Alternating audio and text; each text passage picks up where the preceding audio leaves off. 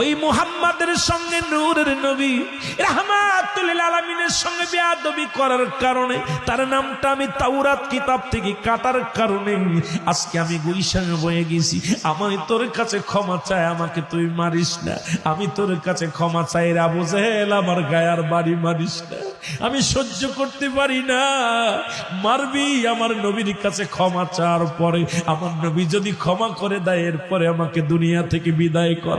একটা সুযোগ দে রাসূলের রওজা, রাসূলের কাছে যাওয়ার একটা সুযোগ করে দে। আবু জেহেল ডাক দিয়ে লোকজনের বলে, তোমরা কে কোথায় আছো? লাঠি নিয়ে আসো। আরে মুহাম্মদ সাপ পাঠাইছে আমারে মারার জন্য, আর সাপ বলে ওরে মারতে বারণ করে।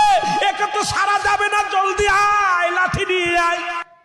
লাঠি দিয়া পিটাইয়া আবু বাদানরে কি করলেন? হারেসকে পিটাইয়া হাড্ডি গুড্ডি ভেঙে দিলেন। হারেস চোখের পানি ছেড়ে কান্দার বলে, হারেস ডাকতে বলে, আবু জেহেল রে,